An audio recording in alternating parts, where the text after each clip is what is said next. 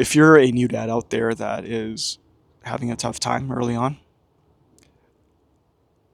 I think this video can help you. 5 years ago, I became a father for the first time, and it was the happiest time of my life. But it was also the most challenging time of my life. I had questions that I would internalize that would keep me up at night and that I was afraid to ask. And it made it a lot less enjoyable for me. But fast forward to today, I'm a father of three, having just had my third child last year in February of 2025.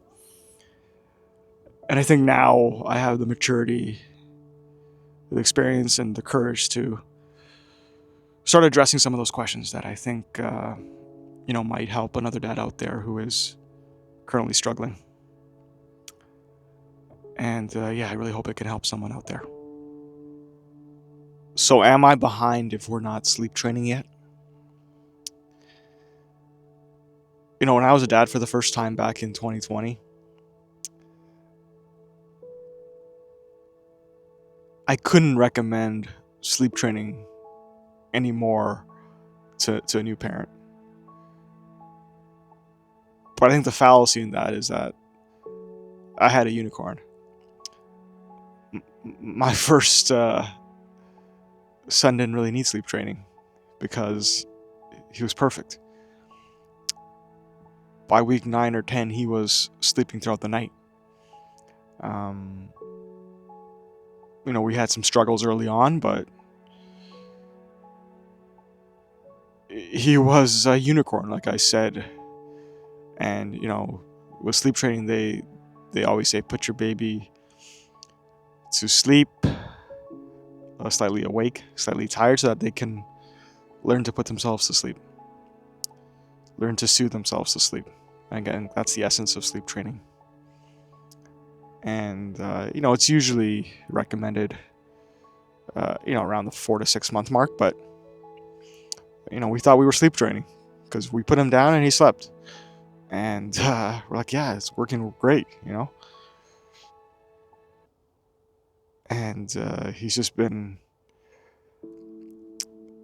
We thought we nailed it, right? Like, wow. People always complain about sleep as a new dad, and here I am, just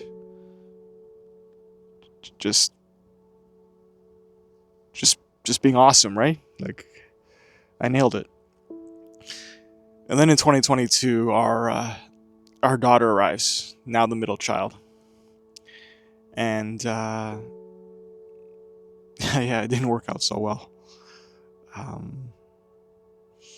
She cried and cried, and we would have to pick her up and just soothe her, and sometimes she would fall asleep on my shoulder, and I'd put her down to sleep, which is that's a big no-no, right, with sleep training, right? You really just want to put them awake so that they, when they wake up, they're not startled and they don't know where they are, right? You usually want to put the baby down awake, they know where they are, they're not surprised when they wake up, right?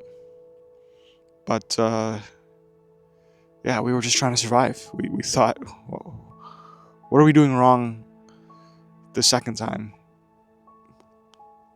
Like what are we missing? Like, the first time was so easy. Did we do something? Was it the bath time that we initiated before bed that helped the baby sleep? So then we started bathing our middle child every night and hoping it would trigger in her mind that it was bedtime and that she would sleep throughout the night like my first child. But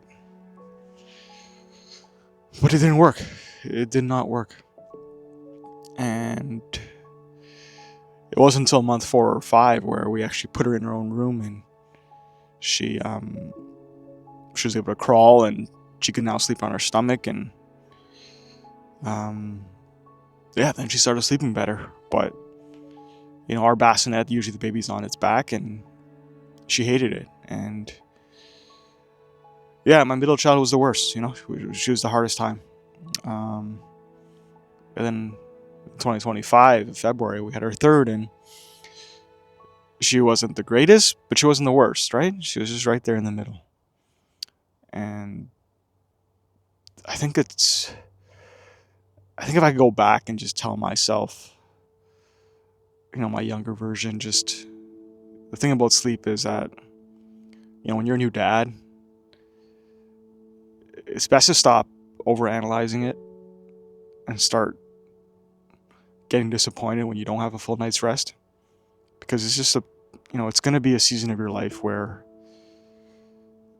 sleep, as much as it's important, there's a bit of sacrifice. You're never going to get a full night's rest. Even today, my kids are 5, 3, and 10 months, and they can all sleep throughout the night, but my middle child, who's 3 now, loves to come to our bedroom middle of the night and just drag me back to her room, right? So even now, it's not a full night's rest. I keep getting woken up. But as a more experienced dad now, I've come to realize that, this is my life, right?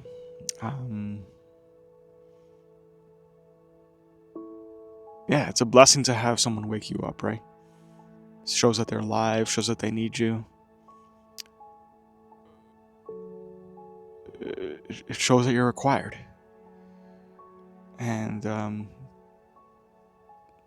you should just accept that. And I should have accepted that early on, but sometimes it takes 3 kids to teach you a lesson, right? As much as I love sleep, it's not guaranteed. And if I do get a full night's rest, that's a bonus. But I shouldn't have gotten so angry at my kids for just waking me up, right? Because they needed me, right?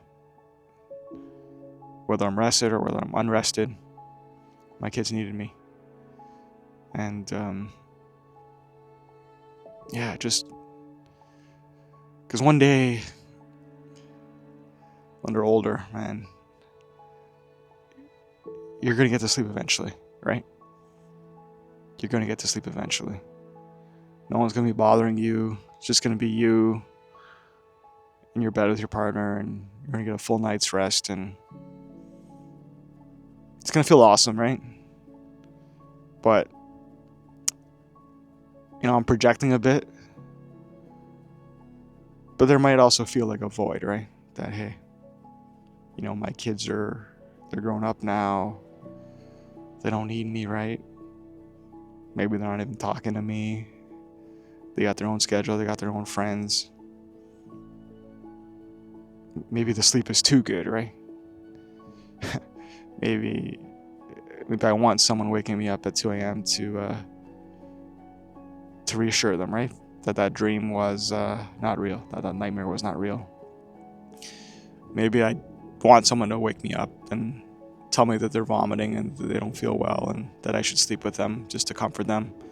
Maybe get them some ginger ale, right? Or maybe I want someone to bother me and wake me up and say, hey, I have a bleeding nose. Can you help wash my sheets, and can I sleep with you tonight?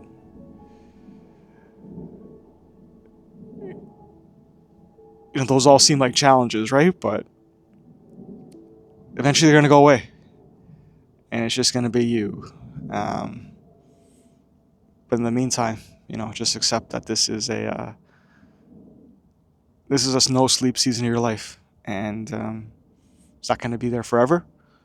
It's only temporary. And enjoy it, right? Enjoy it. Because it's not going to be there forever. Yeah, it's definitely not going to be there forever.